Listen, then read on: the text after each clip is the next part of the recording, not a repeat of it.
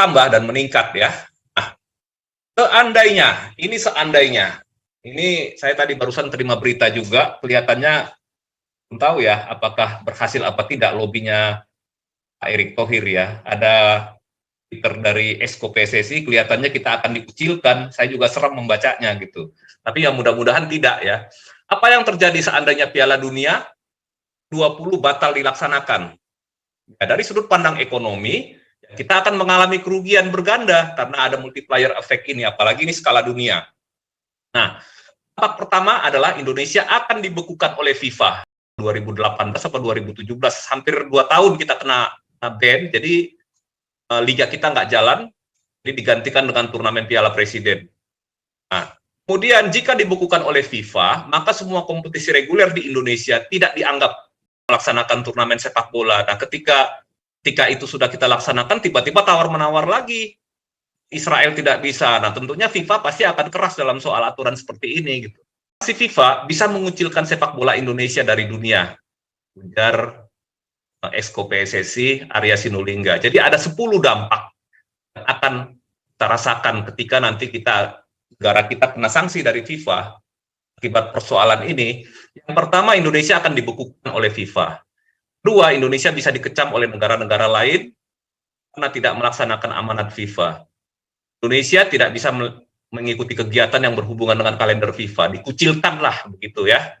4, Indonesia tidak akan memiliki kesempatan kembali untuk dipilih FIFA menjadi tuan rumah ajang olahraga.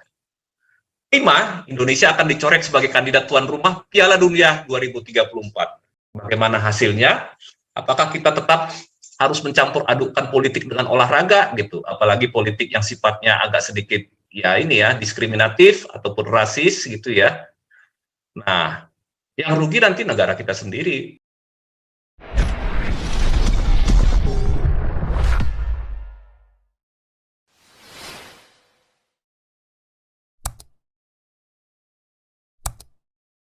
Anda mengamalkan cinta kamu, saudaraku.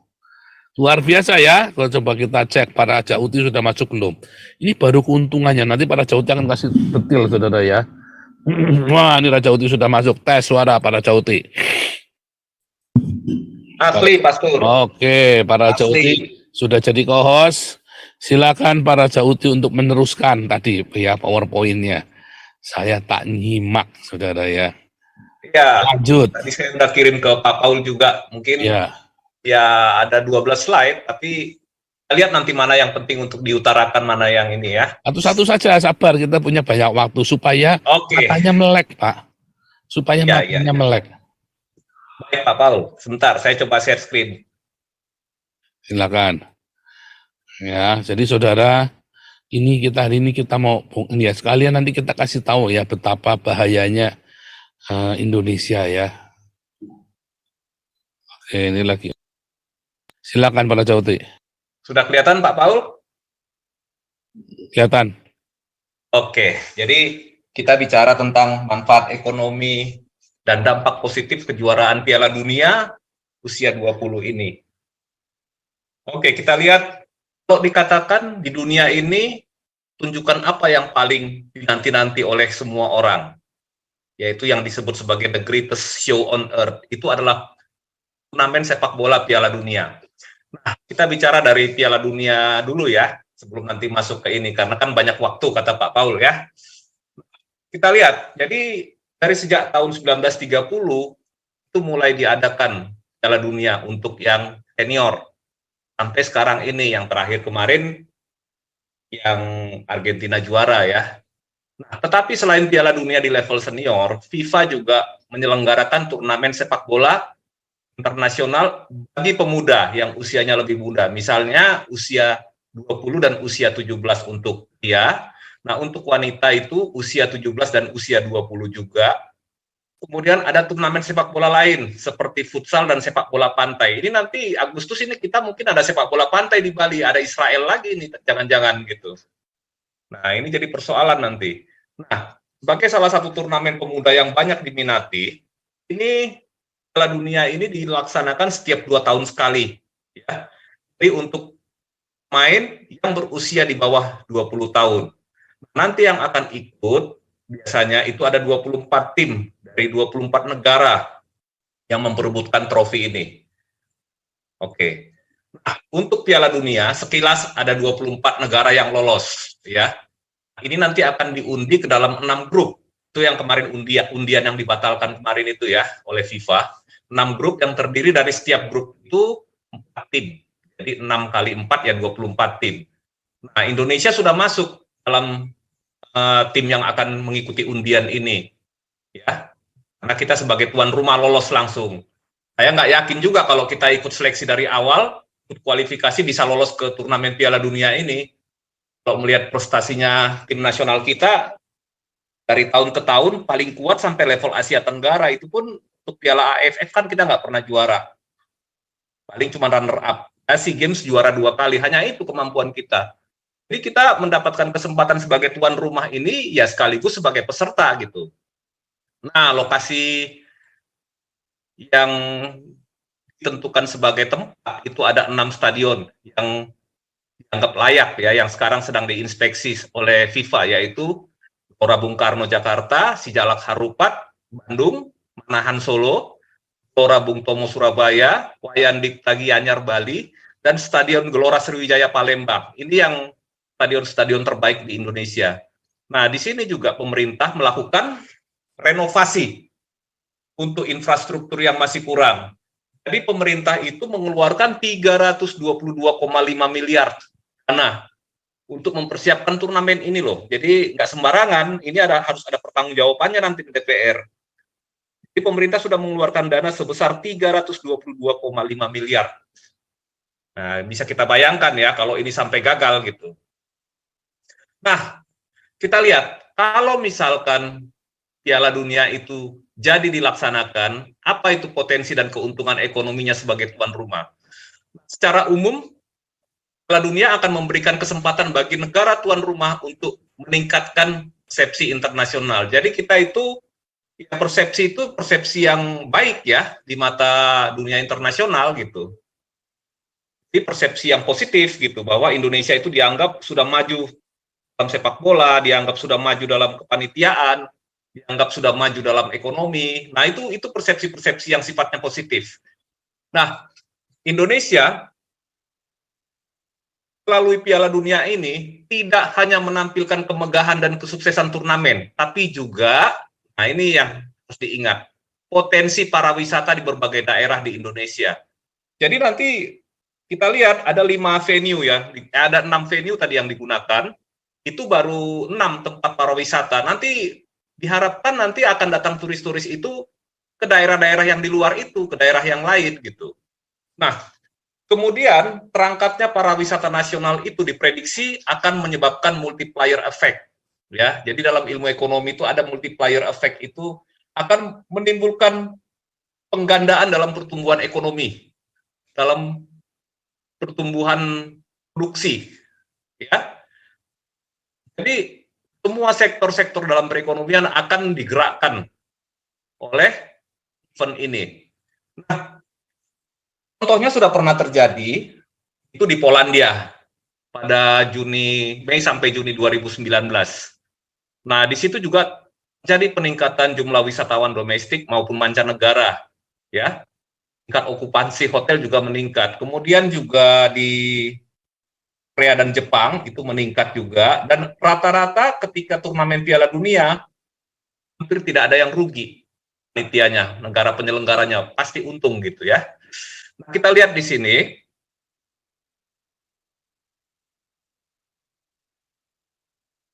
dampak Piala Dunia terhadap pariwisata dan iklim investasi. Ini tadi sudah disinggung oleh Pastor Paul. Jadi selain sektor pariwisata, potensi keuntungan lain dapat dimanfaatkan adalah masuknya investasi. Jadi orang mengenal negara kita, orang tentunya tertarik mau invest di Indonesia gitu. Nah, kemudian yang berikut adalah kebutuhan untuk meningkatkan ketersediaan akomodasi pariwisata, transportasi maupun infrastruktur dalam menyelenggarakan kompetisi Piala Dunia U20 dapat dimanfaatkan sebagai kesempatan bekerja sama dengan investor-investor dalam maupun luar negeri. Nah, kita tahu kalau namanya membangun infrastruktur itu kan pemerintah bekerja dengan sektor swasta, ataupun perusahaan-perusahaan swasta, ataupun perusahaan-perusahaan yang dari luar gitu, untuk membangun itu. Nah, itu juga merupakan satu investasi gitu. Nah, di sini justru Menteri Pariwisata dan Ekonomi Kreatif itu berencana mempromosikan pariwisata Indonesia secara besar-besaran melalui pemasaran digital ya. Nah, jadi event ini adalah momentum untuk memasarkan pariwisata di Indonesia. Pariwisata di Indonesia jadi bisa diharapkan semakin dikenal orang di seluruh dunia. Nah, kemudian ada juga renovasi stadion, renovasi mungkin bandara, renovasi mungkin juga transportasi lain, ya, jalur jalan, itu semua akan ikut bawa dengan adanya Piala Dunia usia 20 ini gitu. Nah, kemudian dampak yang lain adalah membuka lapangan kerja baru.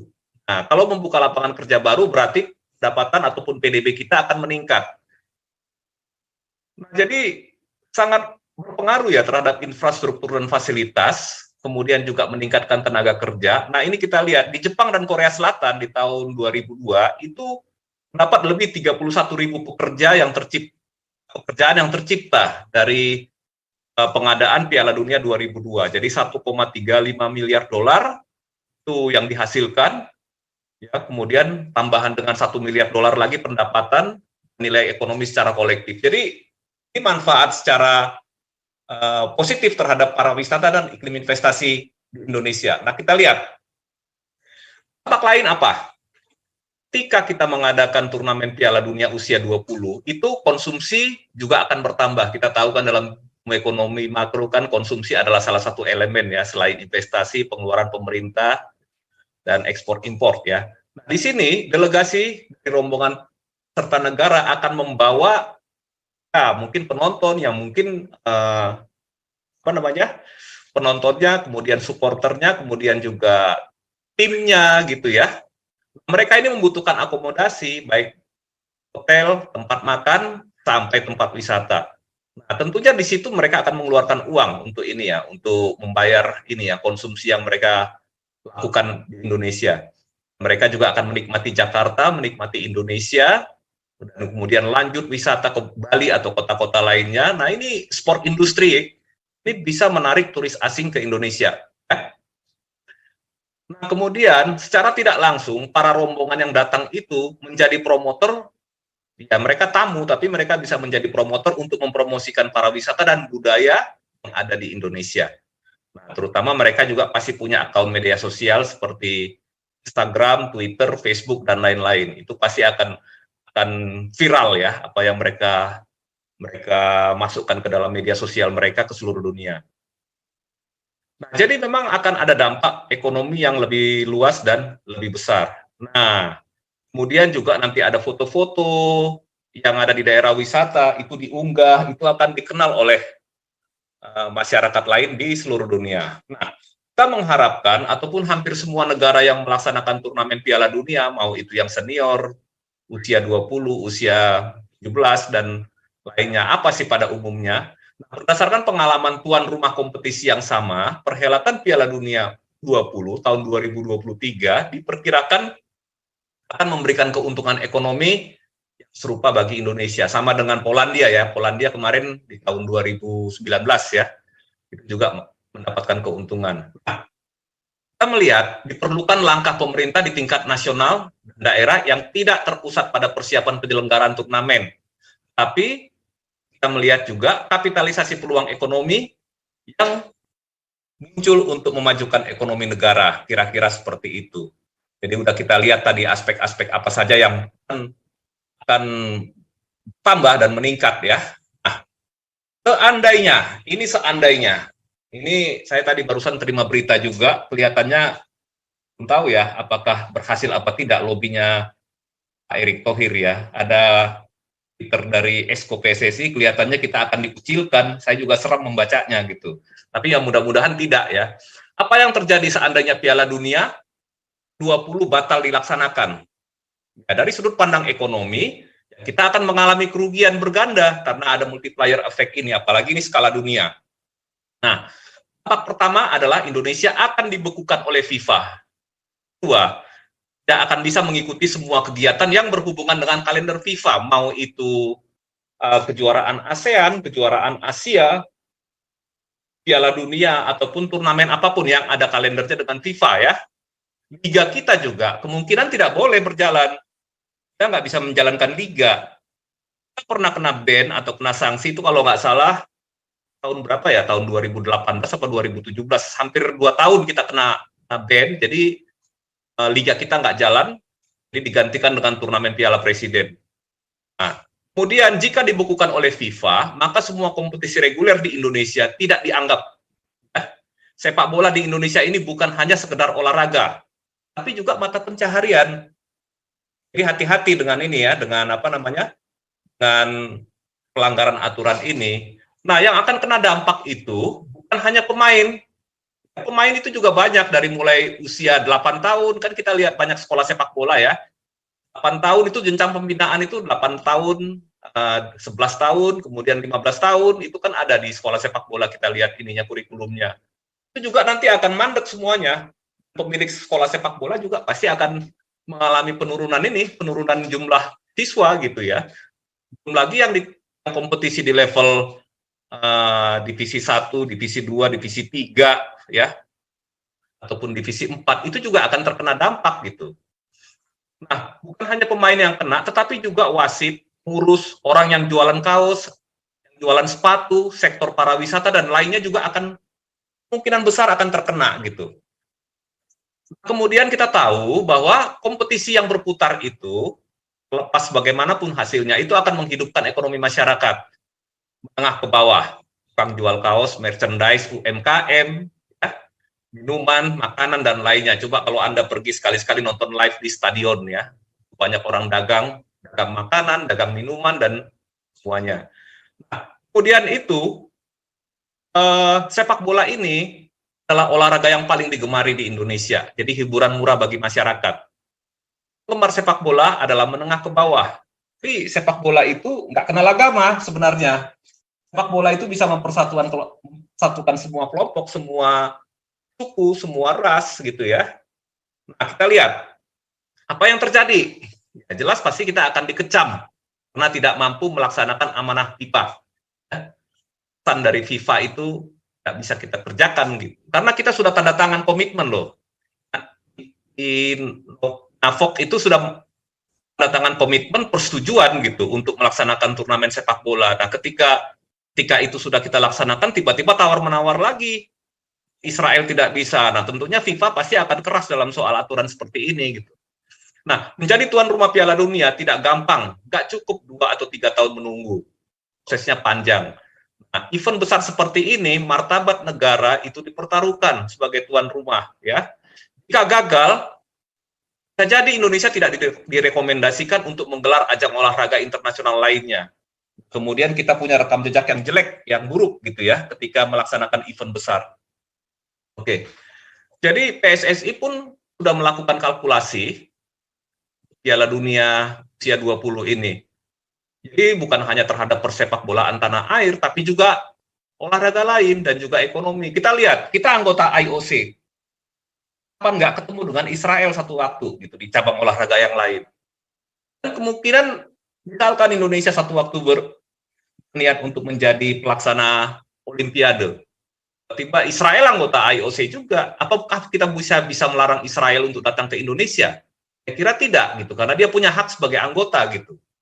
Nah, kemudian di sini PSSI harus mengantisipasi kemungkinan terburuk dari keputusan FIFA tersebut. Nah, ini yang kita tunggu malam ini ya, bagaimana hasilnya. Nah, sanksi FIFA bisa mengucilkan sepak bola Indonesia dari dunia. Ujar Exco PSSI Arya Sinulinga. Jadi ada 10 dampak yang akan kita rasakan ketika nanti negara kita kena sanksi dari FIFA akibat persoalan ini. Yang pertama, Indonesia akan dibekukan oleh FIFA. Kedua, Indonesia bisa dikecam oleh negara-negara lain karena tidak melaksanakan amanat FIFA. Indonesia tidak bisa mengikuti kegiatan yang berhubungan dengan kalender FIFA, dikucilkanlah begitu ya. 4, Indonesia tidak akan memiliki kesempatan kembali untuk dipilih FIFA menjadi tuan rumah ajang olahraga. 5, Indonesia akan dicoret sebagai kandidat tuan rumah Piala Dunia 2034. Ini kita tahu ya, tahun 2026 ini rencananya Indonesia mau ikut bidding untuk Piala Dunia 2034, katanya nanti di negara ASEAN itu kemungkinan ada 3 negara. Nah, Indonesia direncanakan untuk ikut bidding di sana gitu, untuk di pelaksana 2034. Ya mungkin kita bersaing dengan Malaysia, Singapura, Vietnam atau Thailand ya, itu negara-negara yang sepak bolanya cukup lumayan gitu ya. Nah, kalau dengan kasus yang seperti ini ya bisa-bisa kita gagal, akan bisa dapat itu peluang itu gitu. 6. Federasi Olahraga Dunia akan mempertimbangkan untuk tidak memilih Indonesia sebagai tuan rumah pesta olahraga termasuk Olimpiade. Itu yang tadi yang saya katakan. Israel juga anggota IOC. Jadi kalau kita misalkan hanya gara-gara Israel Indonesia tidak ikut ataupun nge-ban Israel untuk tidak ikut olahraga-olahraga yang dilaksanakan di dalam negeri, ini jadi masalah di kemudian hari. 7. Indonesia akan dikecam karena bertindak diskriminatif, mencampur adukan olahraga dan politik. Ini pesannya Pak Jokowi di pagi ya, jangan campur adukan olahraga dengan politik gitu. 8. Pemain, pelatih, wasit, masyarakat kehilangan mata pencaharian. Jadi ada 500.000 orang yang terkait dengan sepak bola, bukan hanya pemain. Yang tadi ini masuk pedagang itu 500.000 itu akan kehilangan mata pencarian atau pendapatan, terdampak langsung kalau sepak bola Indonesia berhenti gitu. 9. U16, U19, U20 tidak boleh ikut serta dalam ajang sepak bola internasional jika FIFA membekukan PSSI dan berdampak hilangnya potensi hampir triliunan rupiah. Yang ke-10, nah ini yang khusus untuk pemain di berbagai level maupun berbagai divisi. Sejumlah 35.000 pemain sepak bola dari berbagai divisi liga akan kehilangan karir, mata pencarian, dan jenjang prestasi. Nah, itulah yang akan terjadi kalau andaikan ini batal dilaksanakan. Jadi, bagaimana hasilnya? Apakah kita tetap harus mencampur adukan politik dengan olahraga gitu? Apalagi politik yang sifatnya agak sedikit ya ini ya diskriminatif ataupun rasis gitu ya. Nah, yang rugi nanti negara kita sendiri, bukan orang lain yang rugi gitu, bukan negara lain yang rugi. Indonesia sendiri yang akan rugi gitu. Kira-kira begitu. Nah, Paul, ini bahan-bahannya, nah mungkin teman-teman mungkin bisa berpendapat, membahas atau beropini. Silakan Pak Paul. Terima kasih. Luar biasa ulasannya.